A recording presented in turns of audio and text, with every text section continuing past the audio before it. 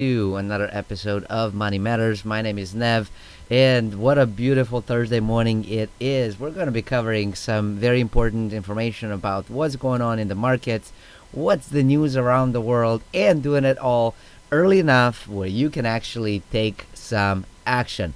I am beyond excited of covering some of the stuff of right. Let's see what's happening in the pre-futures market. Let's find out what happened with the federal meeting yesterday because that was Wednesday and I promised to cover it today for you. And let's really dig into some of the pieces kind of happening around the world to have a bit better understanding about our money, our wealth, and what's going on. Let's do this.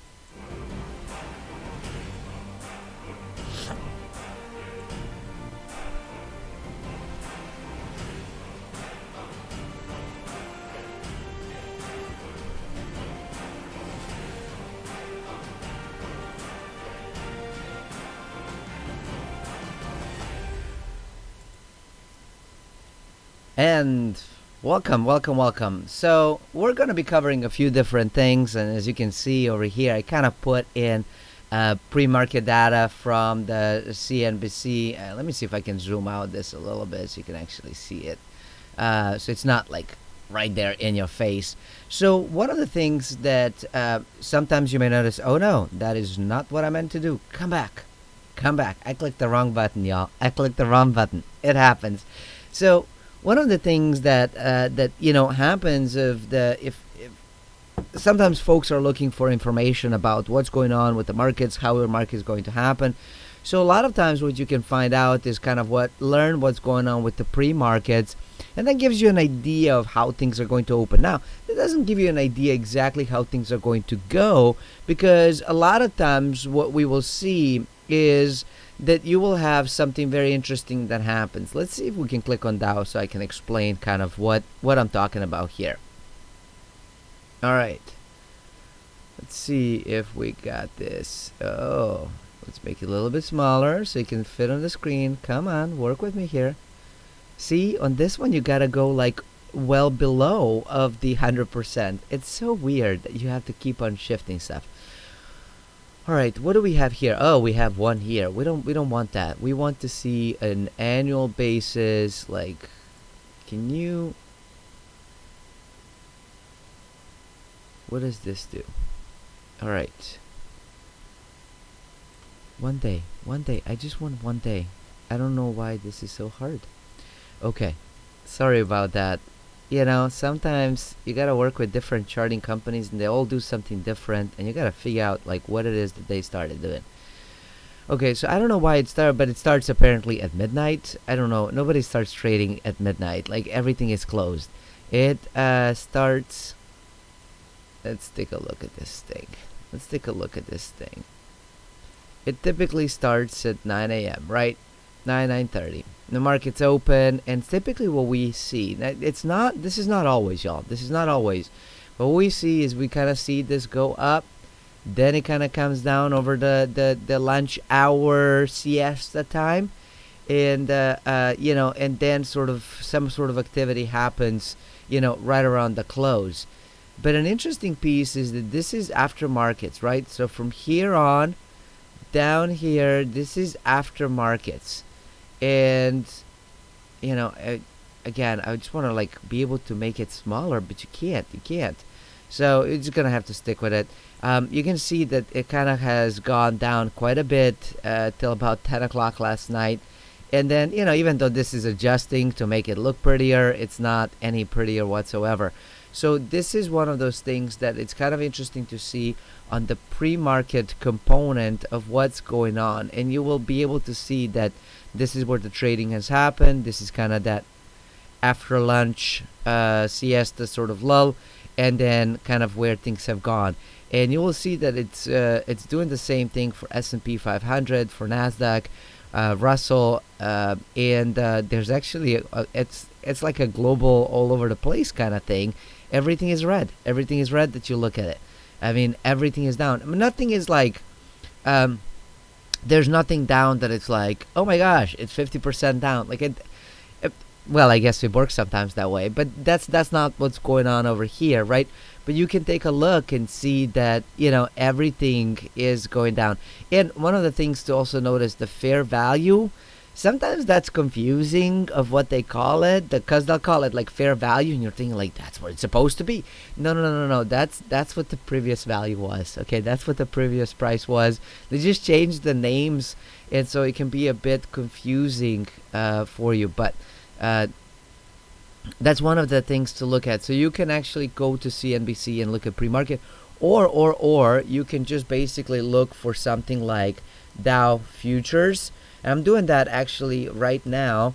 So because I want to show you kind of what it looks like. So you'll see all kinds of different things. You can see this stuff. And what I like to do is I actually like to click on this guy right here. And it gives you, basically, it gives you the information of what's going on, right? So if you want to research the Dow, for example, you can. So it gives you, the percentage of what it dropped. It gives you sort of the 15-minute increments. Okay, thank you, notification. No, that's not what I hate these pop-ups. I don't know how you feel. Do you like pop-ups? Do you hate pop-ups? Like, how do you feel about pop-ups? I hate it because I'm focusing. I'm working on something, and then you have something popping at you. I'm like, I'm not interested. And I know the marketers will actually tell you, like, this is the greatest thing ever. You got to put the pop-up on your website because, that's how sales happen. And I'm going, that's how annoying customers happen, okay? Because you're like right there, you're going about it, you're enjoying your little day, you're researching stuff, right? And then all of a sudden you're like, bam! I don't, no. I find them incredibly annoying. And here's the thing, I'm not any more likely to buy any of the crap that you put my way when you do that stuff. Like, I'm not. I'm just gonna click it. I get angry at those things and I want nothing to do with it. So there you go. I guess I'm not an ideal customer for pop-ups, but apparently it works. I'm being told that it works because people go like this and they go, oh my gosh, what is that? I really want to buy it. I don't know. So let me know in the comments. Is that what you do? Like, seriously, let me know. Is that what you do? Is that what's happening? You go out there, you're scrolling around, all of a sudden something go bam, and you're like, oh my gosh, I gotta buy it. For me, I don't do that. I get angry. So I'm curious as to what you are doing. So just let me know, please. I'm very, very curious to find out. All right, let's go back, y'all. Let's go back. Let's do some serious business here. So this is basically what I'm saying is you'll click on and put in a Dow futures, for example. You can do S&P futures, right? It's the same thing. So then you can click on it. Then it's ILikeInvesting.com. So just so you know what I like to take a look at, and then you can look at the chart and kind of see what's been going on and where the market has been. They do have a technical chart as well. Let's see if that is going to come up.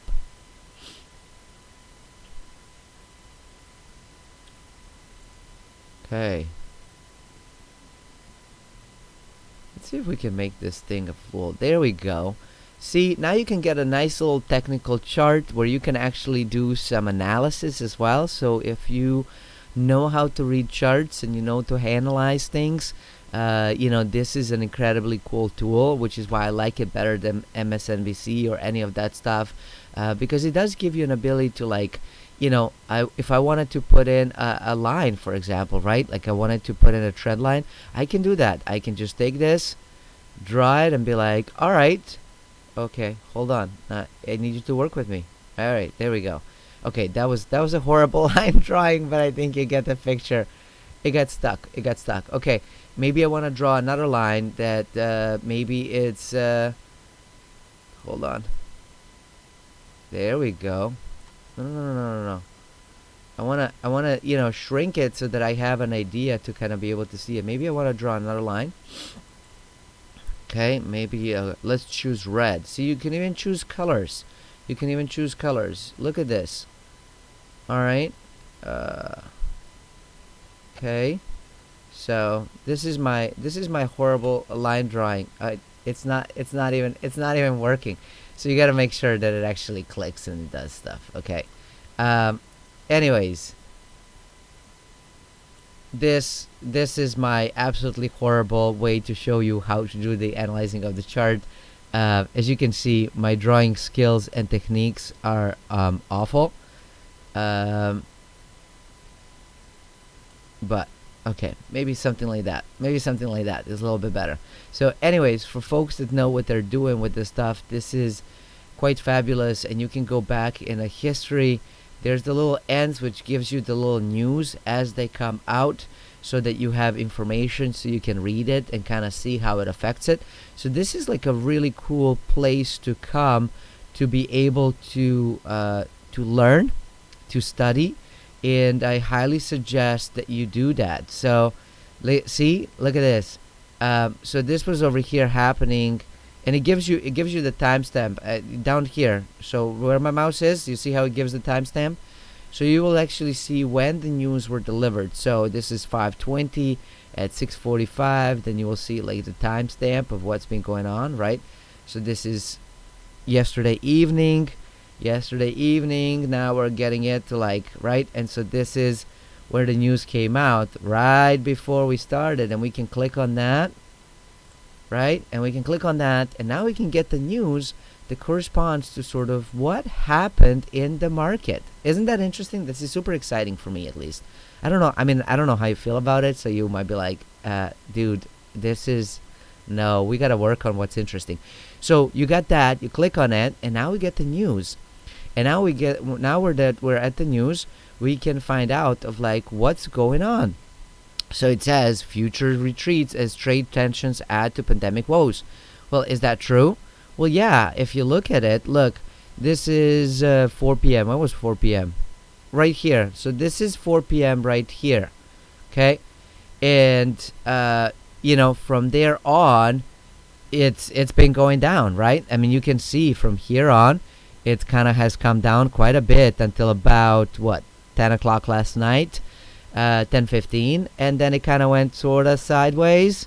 It looks like it's picking up steam right here since what, I don't know, 6 a.m. So since 5:45, 6 a.m. it looks like it might be going up somewhat, but not much. So a news was written, and it's reported by Reuters. But one of the interesting pieces is that I always ask is, is that something that was derived out of algorithm being able to see it, or potentially Amber Warwick actually looked at this stuff and decided, I'm going to write a report. So people don't have to go into this to study. They can actually get somebody's version. And while getting somebody's version is pretty cool, and we've been doing it over here for a little while, right, of finding out what's going on, when it comes to evaluating of the markets, especially if you can do it yourself, doing it yourself makes more sense, because you might be able to see things that other people don't. So, Ms. Warwick has reported that the stock index futures fell on Thursday as growing trade tensions with China added to worries. Well, I don't know if that's what caused it, right? You don't know. When you look at the chart, you can see that it went down, but you don't know why. So that's a big assumption that is being made, and it could be correct assumption, but we just don't know, right? So, but when you're doing reporting, you got to put something in, and simmering tensions between the world's two biggest economies over origin of the novel corona, whatever. It's whatever. Like, is it true? Is it not true? I don't know, right? But we're looking at this stuff and saying, oh, well, it just went down. And so it just sort of talks about how futures retreat, but then it focuses on the politics of the whole thing. Then it talks about how, U.S. and China are fighting of who's right, who's wrong, which, I don't know. I don't know that they know. Then it's talking about how Pompeo is like, aiming at Beijing again, and investors are like, fighting. So it's like, come on, it's turning into a political thing. I don't know that I'm interested, but whatever. I know people are interested in it. And now we've gone from talking very, very heavily about the virus and the pandemic and all of that stuff, like that's all the focus was. Now we're going back into war with China, apparently, so every time they have to have some agenda that they are pushing, and eventually that's going to turn into the politics of like red state, blue state kind of thing. And I think that has already started, and it's going to only continue because of the whole election coming in. So it just depends on who you follow and what's going on. And so you can read that stuff, and that's all good, but is it going to help you make money? No, it's not. It's not going to do anything for you.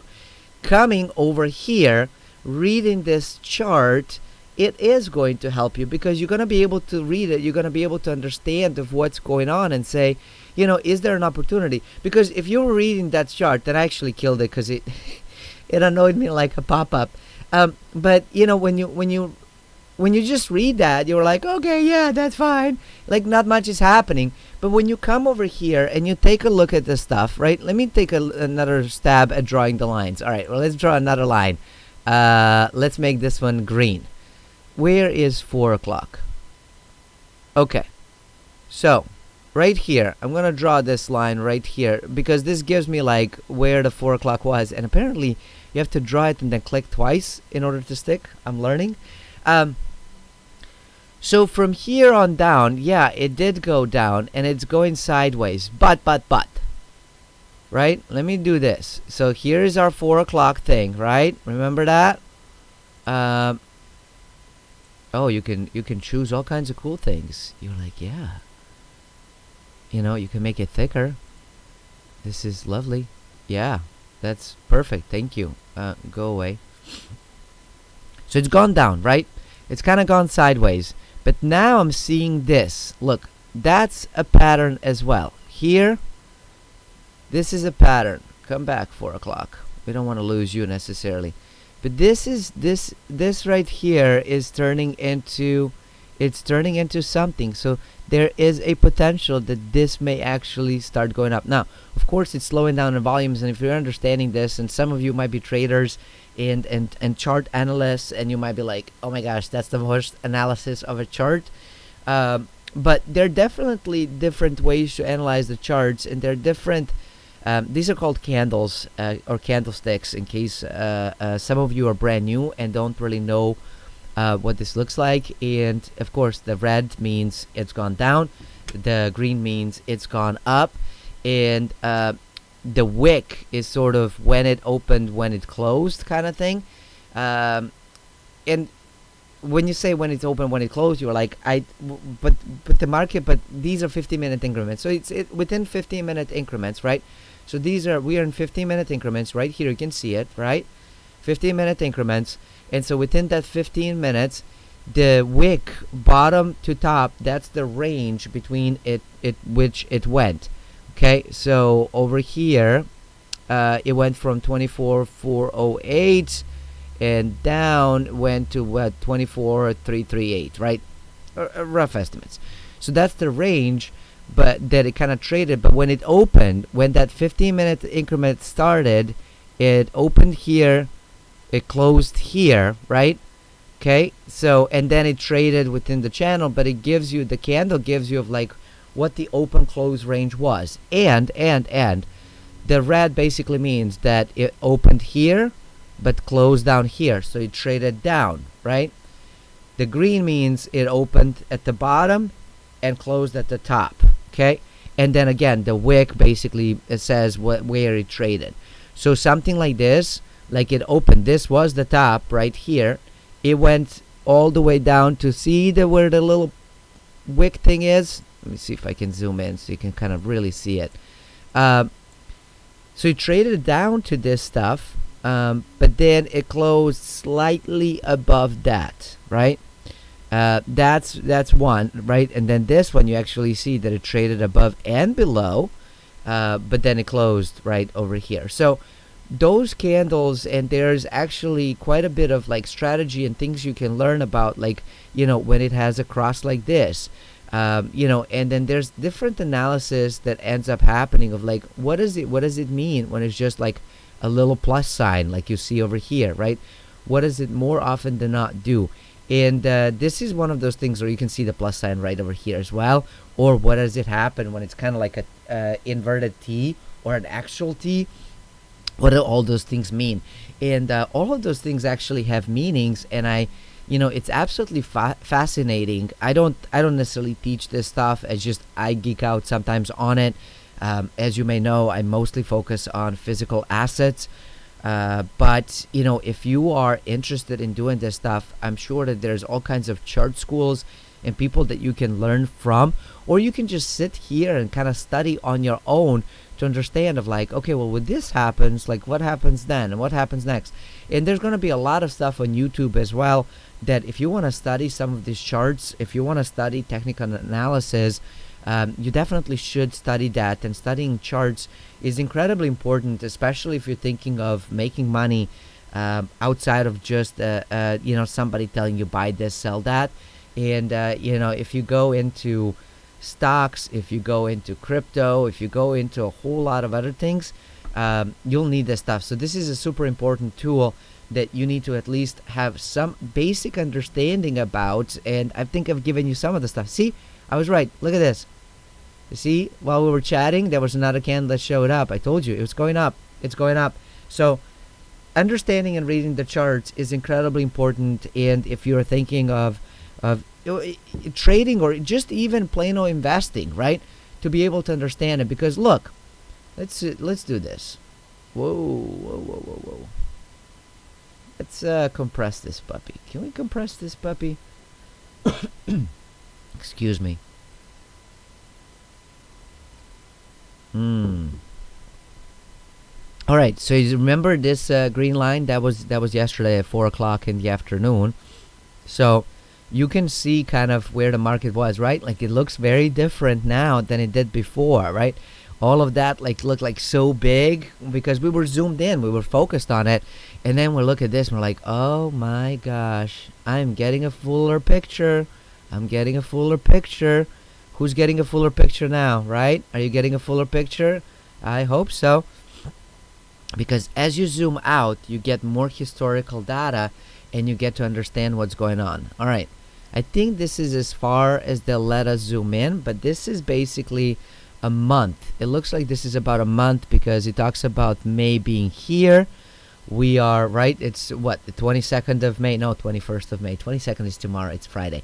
So it looks like this is about a month of May, and you can now see the cyclical component of it. Look at this. Look how beautiful it is, right?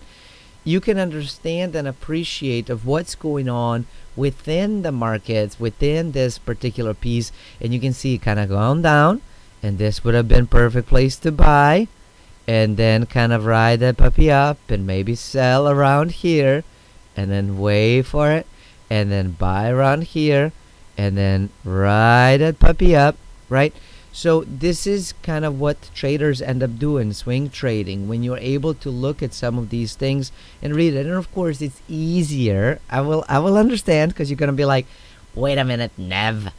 It's easier when you look back in the history versus like doing it right now. I get it. I agree with you. It's much easier to go back and be like, I should have exited here and entered over here. I'm not interested in your news. I'm not interested in your news. Oh, I'm not gonna win that one, am I?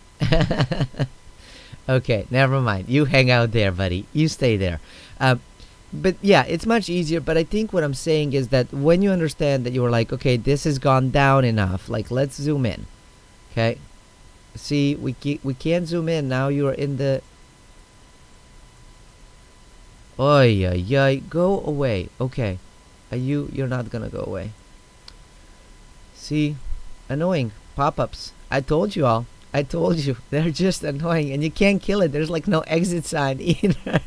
And I'm clicking all around it and nothing is happening. So anyways, but when you drop down here and then you start seeing the tick, go in. I'm not saying go all in, and then set up some parameters that are going to prevent you. And so if you were to invest, let's see if am I going to be able to do this?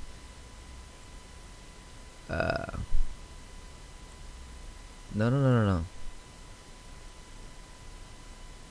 Okay.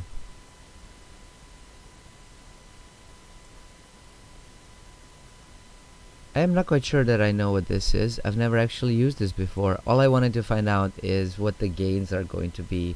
Um, Maybe this is better. All I wanted to know is what the gains are going to be. Oh, used that incorrectly as well now. So there you go. I'm done. I'm not gonna do this anymore because I keep on clicking on all the wrong things. All right. Let's go and focus on something intelligent.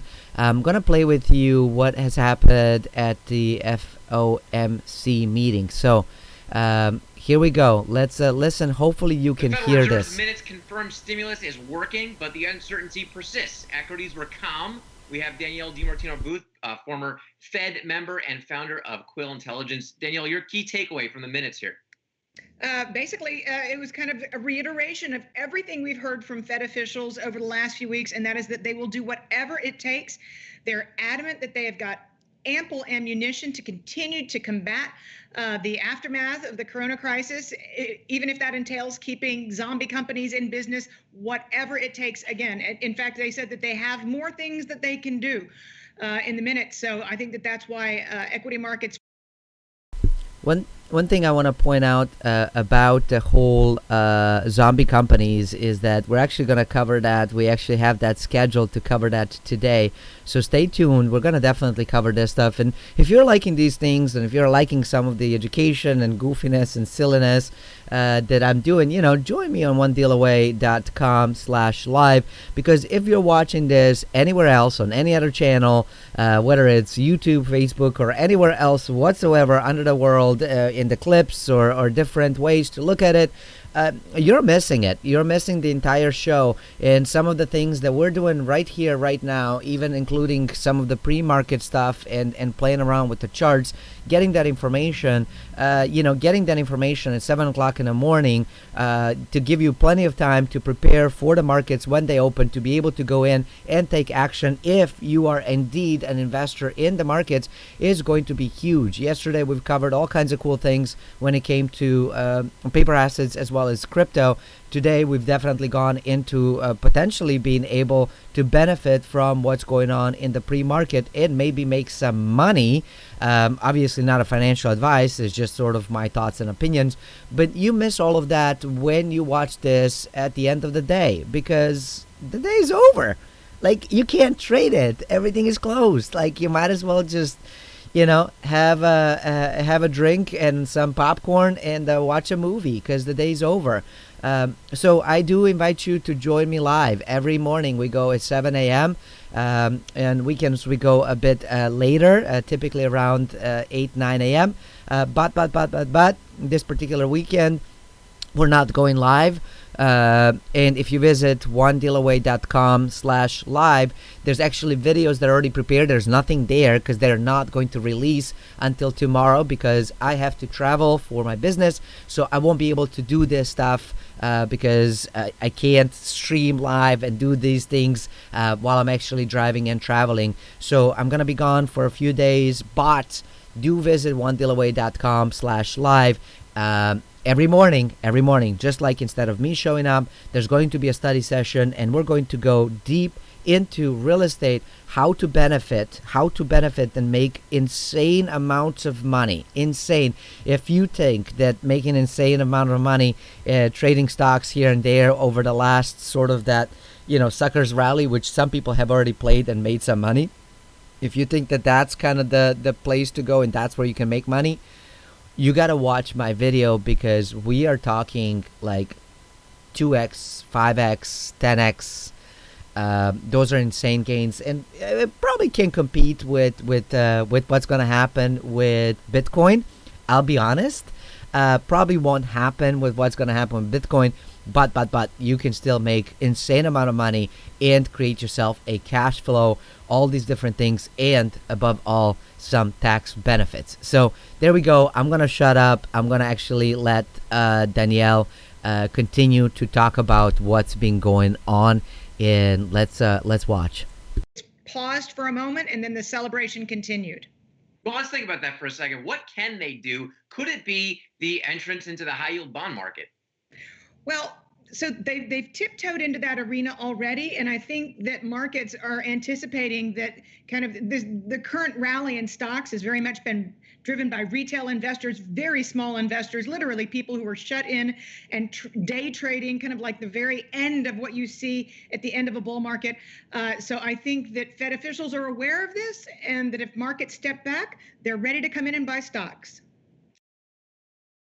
All right, so that's interesting. I hope you have actually, like I said, I hope you can hear this thing because I can't be on both ends at the same time, and I'm awful, absolutely awful at multitasking. So what you have heard is what she's talking about and saying, well, wait a minute, this is who's trading right now. It's the retail, it's the mom and pop, it's the people that are like small fish in a small pond. Well, it's a big pond, but it's a small fish that is trading right now, and that's kind of what's going on.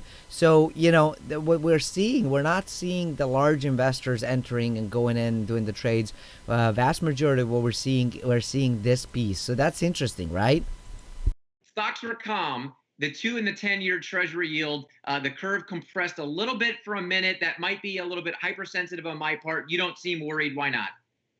I really don't, because I think that regardless of what stimulus measures that Congress puts out there, that the Fed is going to be ready to increase the size of its quantitative easing if need be. I think that was abundantly clear in the fact that they actually said that they would be holding interest rates down at these levels for years to come. So they're being very explicit in saying, we're not going anywhere. The fire brigade is here and the hoses are on, and we're going to make sure that we get through this. The Fed is doing it's as aggressive as the policy is right now. They're saying that we might not have seen anything yet, Jacob.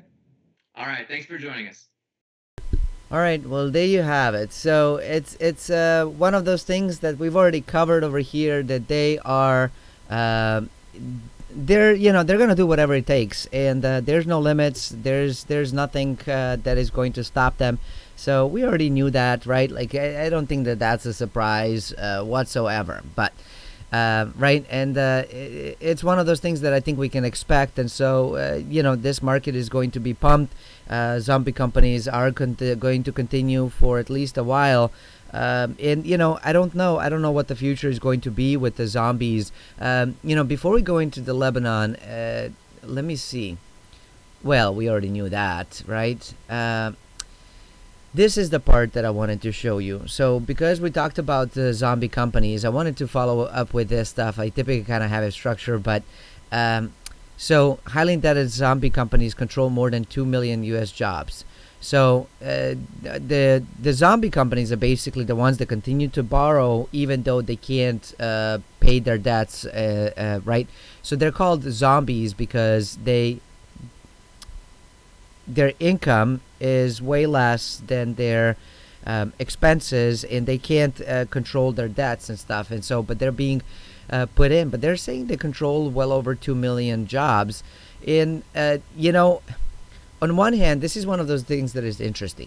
On one hand, 2 million jobs seems like a lot of jobs, right? On the other hand, if you think about it, over the last 2 months, right? It's been about 2 months or so.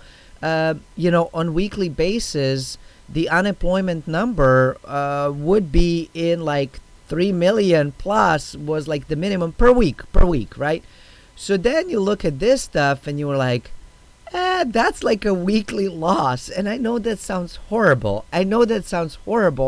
But, we compare it with the stuff, which, speaking of that, so they're talking about this piece of, it's 2.2 million. And I get it. It is a big deal.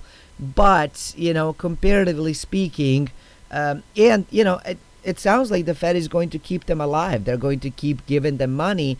And what I think is going to happen at the end of this whole thing, right? I don't know for sure. My crystal ball, as I always like to say, broke years ago, y'all. Years ago. But what I think is going to happen is that we are going to see something we've only talked about but never seen. I think that another round of stimulus is coming, and I have no clue whether that $3 trillion stimulus has passed. There's been a conversation about that. Let's see. I wanted to find out. Has this passed? Um Nope, they're still fighting. All right, they're still fighting. So it didn't pass. It didn't pass. They're still fighting for sure. Who the heck knows when this is going to happen? So whatever, right?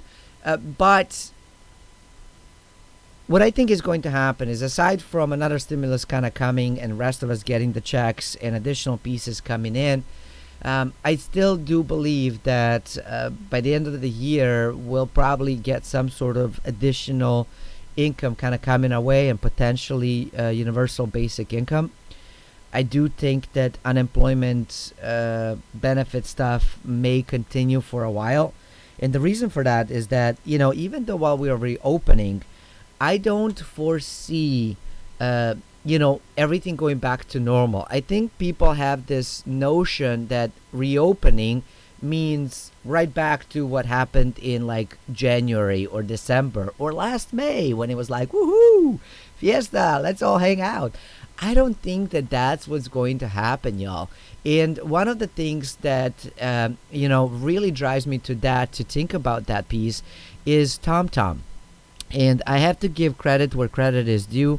Raul Paul of Real Vision has actually talked about this stuff, and he talks about TomTom and kind of looking at the traffic index. And you can come to TomTom, and I want to show you this stuff. I want to show it to you live, because you can go in and they travel all these different cities and countries and stuff. And so he looked at sort of what happened with China, because China went through this whole part first. And I was like, okay, well, that's really cool. I want to see like what happens in other places around the world. So I said, why don't we take a look at Italy?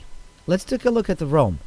And so what it does, you click on this thing, you find it, you click on the thing, and it gives you, there it is. Oh, hello, beautiful Rome. Oh my gosh. So local time, it's like almost 2 o'clock in the afternoon in Rome right now, right? You can see it right here. It tells you, and look at this. There's like no traffic, y'all. No traffic whatsoever. And it gives you sort of the data of what's going on as far as congestion. It gives you the stuff for the day, and you can really watch it. This is fantastic. Absolutely fantastic. I spent an hour playing around with this.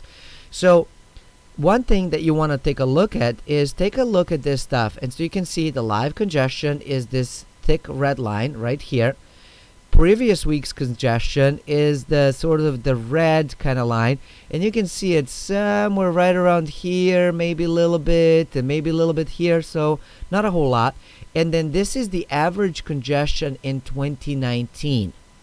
I want you to take a look at a difference between what happens here today and last year's average data. Look at the difference between the blue, and every time I go on it, it does this stuff. But take a look at the blue versus red, and you will notice a huge difference of what's going on.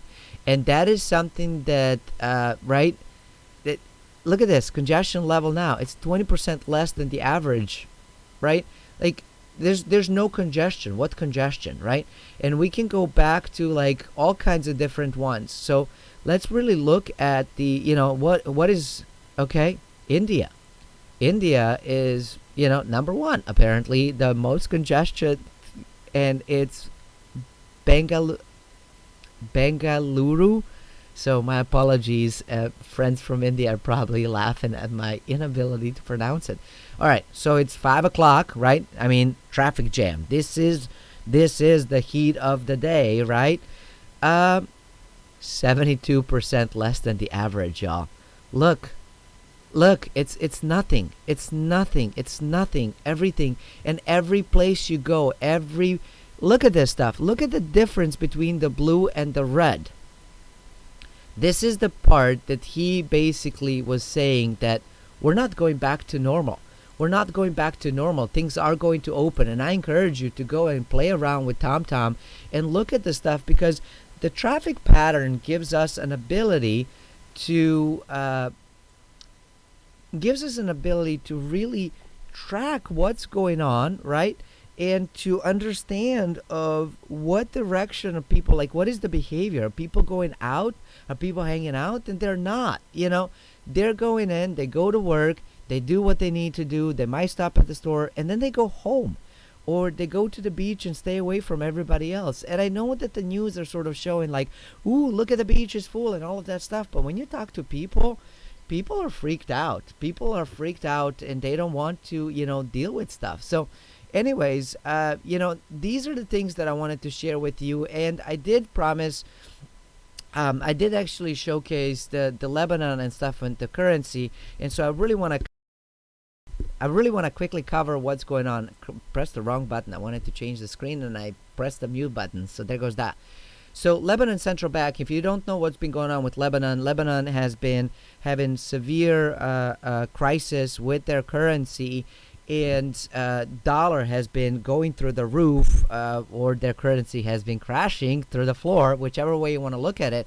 So to the point where people trading in U.S. dollars were called illegal, people in trouble. I mean, people were burning banks, throwing things away. So all of that stuff. And, this is coming to you as early as I can give it to you, right? So Lebanon central banks are going to give dollars for food. And so whatever dollars they have, they're actually going to start giving that money for food, because Lebanese pound has lost more than half of its value since October, and has the country sinks deep into financial crisis on a scale it has never before. And these are the things that we're going to see. We're seeing this in Lebanon. We're seeing this in Venezuela, which I'm going to cover briefly in a moment. Right now, right here, right today, we're going to see this happening in Turkey. We're going to see this happening all over Europe. We're going to start seeing happening this all over the world, y'all. And this financial crisis, like I have said, we're just entering phase 2 right now, and we're nowhere near the end. And having an ability to become a sovereign individual where you have money in some of the things that actually perform really well during the crisis, like precious metals, for example, physical only, not paper, physical. You gotta go physical, y'all. Okay, you want to hold on to some of the other physical assets that can provide you with income as well, because jobs are going to shrink and go away. You got to focus on developing your own business, your own jobs, focus on technology, because technology is not going anywhere, and the world is going digital. So start learning about digital currencies. I don't know why in the world people are so afraid of cryptocurrencies when those things are here. They're here to stay, and they're just as risky, and I would say they're less risky than paper assets and equities. Okay, so you got to study first, and I promise we'll do the little bit deeper dive into those pieces so you can understand why. But it is important to do that, because you want to protect yourself from these kinds of things, right? Importing basic foodstuff would be supported and prices monitored, so Lebanese would see a decline in cost. The country risked a major food crisis, and many Lebanese may soon find hard to afford bread because the costs are going through the roof. I've lived through hyperinflation. It is not fun. It is not pleasant. Your money, that paper thing that you get, which I'm looking around actually because I don't have any of it. Actually, I do have something. Hold on. All right, I have this. Let me see if you can see this. Can you see this? Can y'all see this? Hold on. Let me change the screen briefly. Okay. Can you see this stuff? All right. I know that there's like a glare thing happening, right? Okay. Look how many zeros that thing has. Do you see how many zeros that thing has? This I keep in my house. This is the currency that I grew up with. Okay. This is the money that we used, that I would have to go in and buy bread or apple or any of that stuff. Look how many zeros that is. Where's the thing? Can you see this? Count it. That's a lot of zeros. Okay, so this is what happens. This is what Lebanon is experiencing, Lebanese people. This is what's happening in Venezuela. This is inflation, okay? Inflation, poverty, unemployment have soared. The prices of many consumer goods have doubled in the past 6 months. Doubled in 6 months is nothing in comparison to what we experienced, because in Yugoslavia during the 90s, and you can Google it. Go for it. Google it.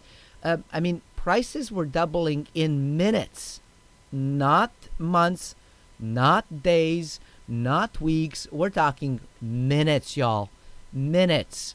It was watching prices change was like watching the ticker symbols in a super hyper stock market, or if you've ever been at the airport where they still have those like old tables where they would go and they would change the stuff, right, like with the trains or planes. That's kind of what it was like, but all the time, all the time. So this is not a joke, and getting some of the money into different currencies, and I recommend partially dollar but partially cryptos as well, is going to be incredibly important. You need to have that stuff, and you need to have it outside of the banks, y'all. Okay? Argentina looks to rewrite history as default number 9 comes in. Argentina is struggling so badly, so badly. I encourage you to read this stuff because they have, I mean, it's every time they try to redo stuff, like, and we're going to cover more tomorrow because we're running out of time. But I just want you to know. So we'll start definitely with Argentina and what's going on, and we'll do some additional pieces, and I'll make sure to obviously cover what happens in hyperinflation, how to protect your money. So I hope you're enjoying the show. Please do join me live, not tomorrow. Tomorrow you go in and you watch the video. Tomorrow, Saturday, and Sunday, I have a trilogy of how to make insane amounts of money in real estate. It's a study session that I'm going to be teaching you absolutely for free to how to get into real estate without a whole lot of money, how to be able then to leverage to make even more money, and then how to actually get into bigger, better properties that provide more income, cash in on those benefits, and pay zero taxes. That is what is going to come this weekend. And then I will see you Monday at 7 a.m. at onedealaway.com/live. Thank you for watching. Wherever you're watching, go ahead and subscribe. But above all, come in live. Do wake up early. Let's go in. Let's get this done. Thanks for watching. Until next time, stay forever money blessed. And do remember, you are only one deal away. Bye, y'all.